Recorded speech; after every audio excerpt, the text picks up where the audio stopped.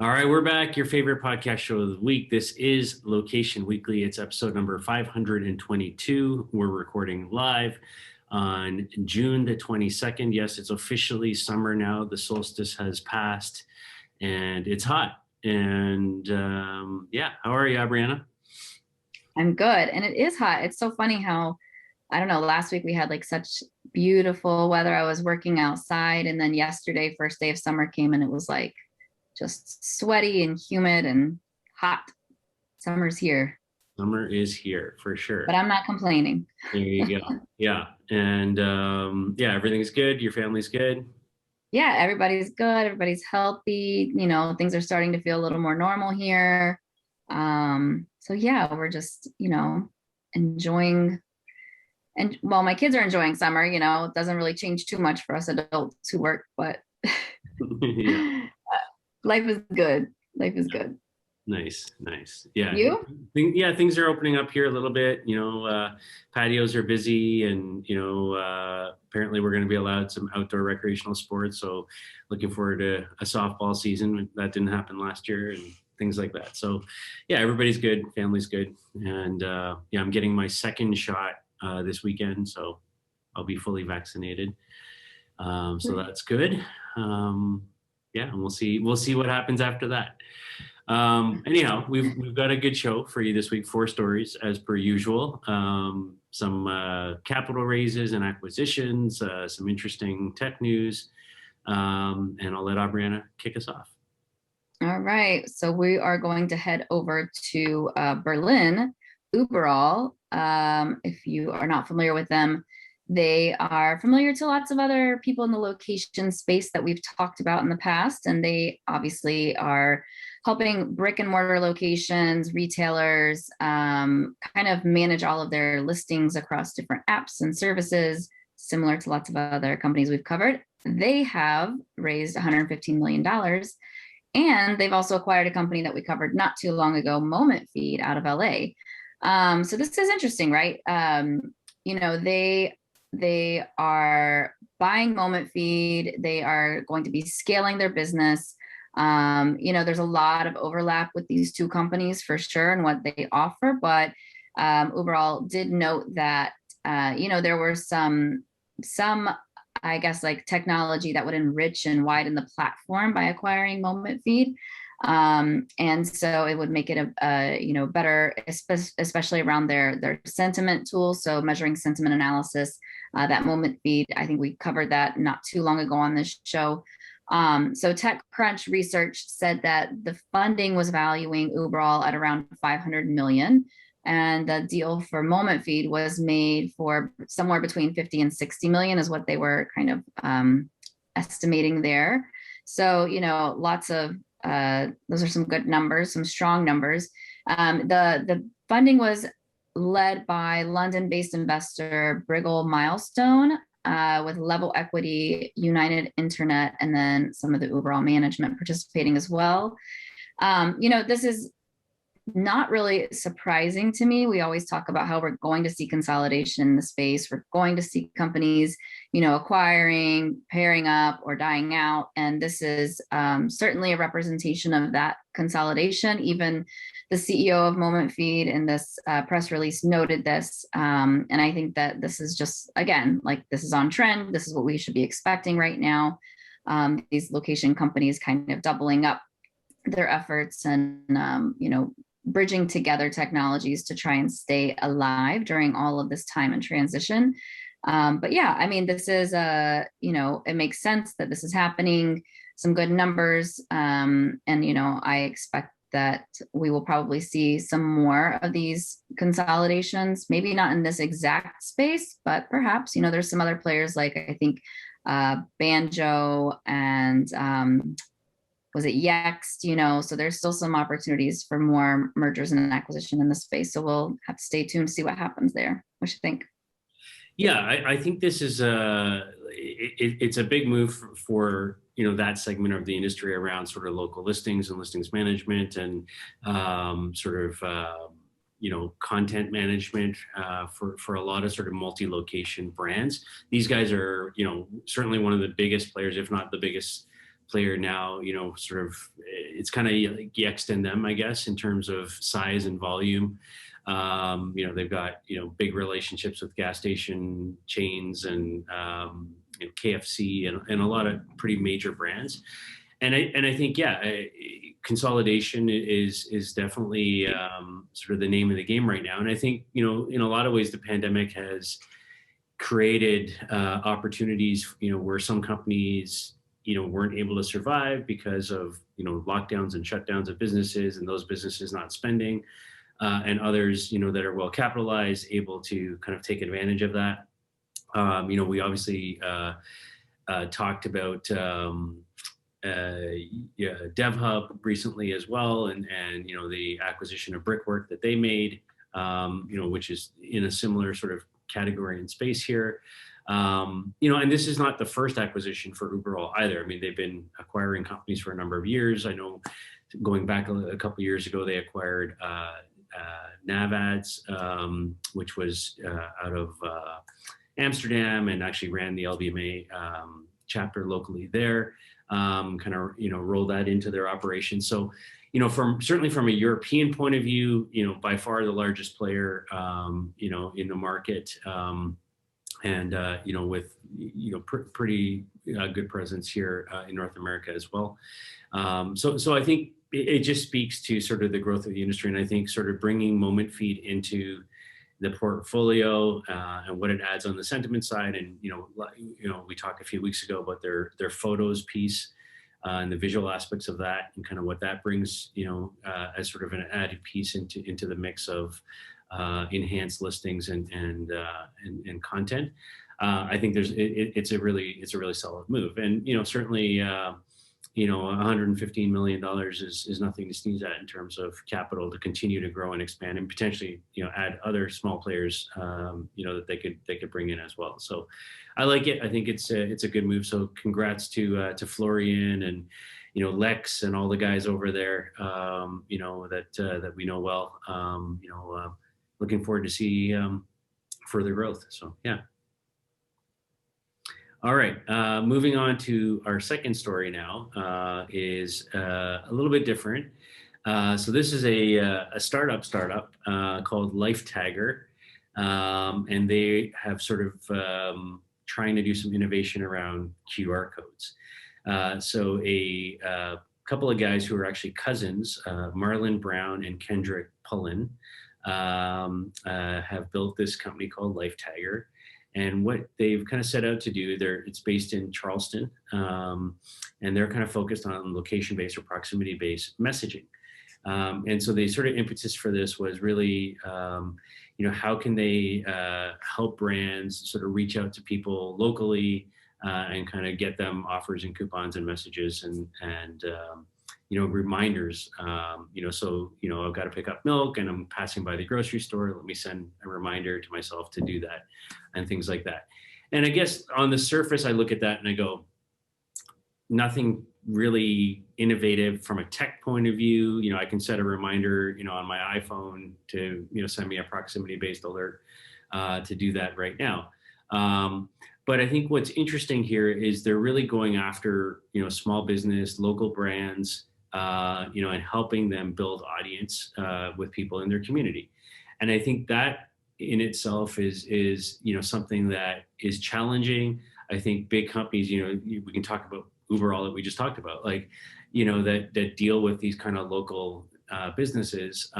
It's a struggle, to get local businesses to sort of buy into that. And I think you sort of have to be part of the community. You have to sort of, be rooted in it to really sort of be able to kind of build the connections and build those relationships to help those kinds of businesses. So, I see this as a platform that works well at that sort of small regional, community level. It probably is the kind of thing that's hard to scale, into, big markets and bigger brands. But I think as a local regional play, it's very interesting. It reminds me of some of the sort of, if we wind the clock back in the LBMA here to, companies like, AOL's Patch or, even the early days of Groupon or Living Social or things like that, of how they tried to build, in a local community and then kind of grow from there. So I think there's potential here. And then the other piece of what they've tried to do is what they're calling QR 2.0. We're all sort of up to speed on QR codes now. They're everywhere. And what they're trying to do is create a more dynamic version of a QR code where when you scan it, it can basically create a sort of full-on commercial for that business. So social media feeds tied to that business, video content, all sorts of different things that it can do. It's not just here's our menu or here's our, whatever. It can be a full-on sort of experiential play around, driven off of that QR code. So, yeah, what are your thoughts? Well, I like the premise that they built the app around. I think that if there's a more seamless way to send more timely messages, either to ourselves or to people in our circle, I think that's really helpful. So, like a reminder that, hey, if you're by the grocery store, pick up this, or like, hey, remember to drop off your donation at Goodwill that's in your trunk that's been there for 2 weeks, like whatever it may be, right? I like that. I think that that's really useful. If there's a seamless way to do it. And, the QR 2.0 to me is a little less exciting unless it is a more seamless kind of integration. I think that's a little bit harder. But what I also love about this is that this team actually is out of my home state, South Carolina, Charleston, South Carolina. And they are Black entrepreneurs, Black tech entrepreneurs. And I think that's awesome. We saw a lot of that growing in Atlanta when I was there. And it was, great to see just the opportunities that were growing in our city. And it's good to see that this is expanding beyond, Atlanta. And so I think that's really cool that that they're seeing this and getting some press from it. So I don't know. I want to interact with the QR 2.0. I want to better understand what does that look like and how does it help small businesses. But again, like you said, I think the adoption piece of that is difficult. It's kind of like, I don't know if you remember like Scout Mob or, some of these like ways that you interact with different retailers, whether it's discounts or sales or whatever that drive you to try new places. It's a hard adoption to come by. You have to get a lot of buy-in. So I don't know. I'm more skeptical about that scaling, but yeah, I'm hopeful for them.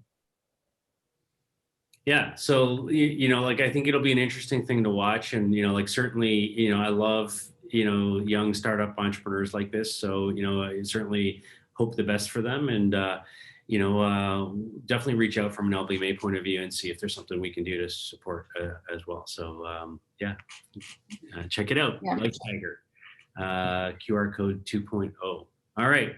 Our next story. All right, on to the seas. Princess Cruises are announcing some new technology to help kind of enhance their cruise ships, which they said are starting to take off July 25th.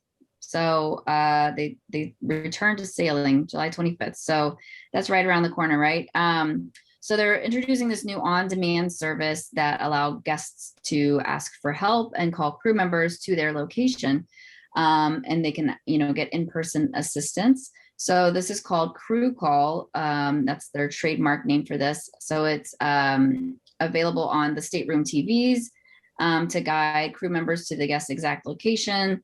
And then guests can also text their specific requests. They have kind of some chat features that are built in that can be used on their app, which is, I can't remember. They have all of these different trademark names. So I think that's really funny. Anyways, so they have also integrated a wearable, right? This is called their Ocean Medallion. So it's a wearable. It's part of all these new features that they're, kind of bringing together, and they're hoping to make the guest experience a little better. So it's, touchless things like commerce, using it for keyless entry, different capabilities like to access using smartphones and tablets, wayfinding, finding family and friends that are also on the boat, all these different things. So you can have like an interactive planner, all of those. And and it's part of what they're calling truly touchless conveniences. So they're starting this back on the Majestic Princess in Alaska and the Regal Princess and Sky Princess with Seacations in the UK. And the UK ones are starting July 31st. So this reminds me a lot of the Disney parks, the Fast Pass, the Magic Band, you know, just being able to like pay and do everything with that. I think this is good for two reasons. One, I think that the ability to have somebody pay with a wristband and not have to pull out their wallet or fork over cash while they're on board or in a resort or, you know, in a theme park. One, I think it's going to significantly drive sales because it just makes us think that we're not actually spending money. It's just like an easier thing until you get that, you know, $10,000 bill at the end of the week. So I think that that is great from a business perspective. It's smart. And then I think from a guest and consumer, you know, experience perspective, just being able to do everything with that wristband is great. Like not having to worry about, you know, where did I lose my key? Did I put it in my purse? Did I put it in my pocket? Did I leave it at the pool? Where is it? I think that's very helpful. And just being able to kind of navigate. In terms of calling the crew to you, I can see that maybe for like a medical emergency or something like that could be really helpful. And I think that, you know, also being able to answer questions via text and chat and not have to wait in line could also improve the experience from, you know, consumer standpoint as well. Nobody wants to be standing in line waiting to get information when they're on vacation, right? So overall, I think this is great. You know, these are the types of things that are good for experience, and they're also good for driving revenue. So I think it's a wise investment from a business perspective. So I think this for me checks kind of both sides of that you know, box that we always talk about. Like, is it driving business? Is it driving revenue? And then is it actually a service that customers, consumers, vacationers will use? And I think the answer to both is yes. So what do you think? Yeah, I mean, I think you know, does it drive revenue? I don't know.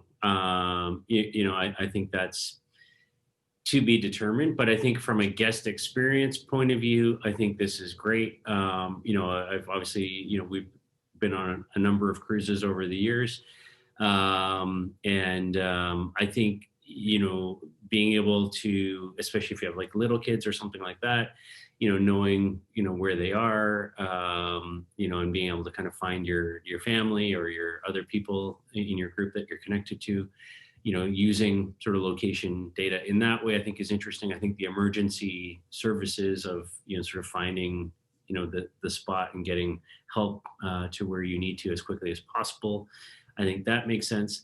I think the one thing that they don't talk about here, which I think is an interesting potential piece, you know, with those wearable devices and the apps and all the location stuff that's going on here, one of the things that we've been seeing, you know, start to happen, I think, in a workplace environment from a COVID point of view, is using wearable devices and things like that to look at social distancing and potential exposure to people who've tested positive and things like that, and sort of measuring sort of proximity and so on. So I think for hypothetically, if there was, let's say, an outbreak on a cruise ship, which has happened in the past, you know, being able to quickly identify through, you know, those wristbands and other things, you know, who was in close proximity to that individual, and be able to potentially, you know, more quickly isolate or, you know, section off, you know, those kinds of people could limit, you know, other potential exposure and things like that. So I think there are a lot of, you know, advantages, you know, in terms of overall sort of public health and safety as well, that I think, you know, could be useful from sort of just having the technology deployed and having everybody have the apps and the wearable devices and so on. So I think there's a lot of potential there in where it can go. So yeah. All right, on to our final story. So Perch, which is a company that's in sort of the digital signage / computer vision space, has launched a new partnership with Purina, where they're testing their end cap displays at 200 supermarket locations in the US Midwest. And, I have to say, like, this is not something I had envisioned when I, first learned and sort of interacted with Perch going back some years now. The Perch I know, like the technology hasn't changed. It's the same, basically what Perch, the way I think about Perch is you walk into, a store and there's like a digital signage display, and below that or around that or built into that is a shelving unit with products and things on it. And I remember the one picture that sticks with me is they had a partnership, some years ago, and they may still have, with Sephora. And you'd walk in and, there would be like a display for Joe Malone, perfume, and beautiful, like well-designed aesthetic and display, and with the screen all sort of built into it. And then basically the way it works is using computer vision technology, you pick up the bottle of perfume off of the shelf and it knows which bottle you've picked up, and then the screen lights up and tells you all about that particular bottle, that particular perfume, and its merits, and its fragrance, and the scent and the tones and the whatever that make that up, and and so on. And so it's a really cool interactive experience in that sense. And so they're essentially now kind of bringing that, I'll call that bringing that down market, I guess, to grocery now, and working with Purina and pet food. And so, like, to me, that's a different kind of experience, right? Yes, I think functionally learning about the pet food and how it's made, or the organic nature of it, or whatever, like bringing you the information, I think is super relevant. I don't know what sort of, like, does the price point make sense, for mass merchandise and mass, type of retail like that at grocery or like a Walmart or things like that. And I think, I totally see it at the high end, and the medium sort of range there. For me, I question sort of the scalability of it down at this level. But from a technology point of view, from a sort of experiential point of view, I've always loved the stuff that Perch does. And Trevor and the team over there, like, they're a sharp, sort of very smart group of people. Yeah, I think it's interesting to kind of see them teaming up with Purina and kind of bringing this to grocery stores. What are your thoughts? Well, I know that it's been a long time since I've had to buy dog food, since we don't have a dog anymore, but dog food's not cheap. It's definitely expensive. It's definitely not at the perfume level expensive, right? And I would agree with you. Does the investment in this technology, merit this type of a spend and this whole, interaction? Are people like, just give me the dog food, or do they really, some people really care, but I would think that they would probably do more research on different brands versus one brand, right? Or kind of comparing ingredients versus just looking at an interactive display. I'm not sure. It'll be interesting to see how this pans out in this application. But I agree. Like, I think that, I don't know. I feel like the experience from a consumer perspective might be more educational, more informative if it was a screen that multiple brands could buy, right? So if there was a dog food aisle and there was multiple spots for multiple brands, for there to be some level of comparison and education, like in real time, versus it just being, for one brand. It seems a little bit of an overkill, especially if Purina is likely going in with some type of co-op marketing between, Purina and the actual grocery store. So I agree. I'm not like super stoked about this. I don't think it's, it isn't super new, but also for the dog food application, it's interesting. So I think we need to kind of maybe, I don't know, maybe we can hear more about it, see some videos of like what's going on and what the response is. Does it actually drive more sales? That's the question. Because from a consumer perspective, I don't think that it really makes a great experience or a bad experience. It's kind of meh.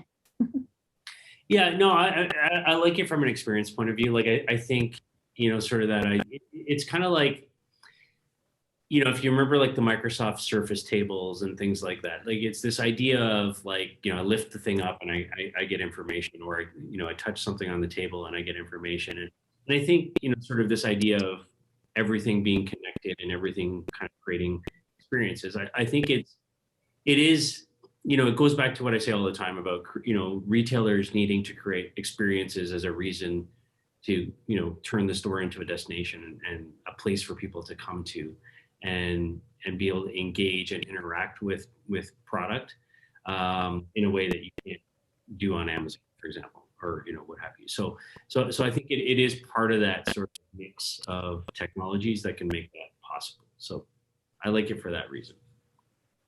So there you go. So that's our show. You've been listening to episode number 522 of Location Weekly. We thank you for your time. If you have story ideas, reach out to us, please, and let us know. Give us some love on whatever podcast platform you're consuming this on. And we'll be back next week with yet another show. Have a great week, everybody. We'll see you soon. Bye.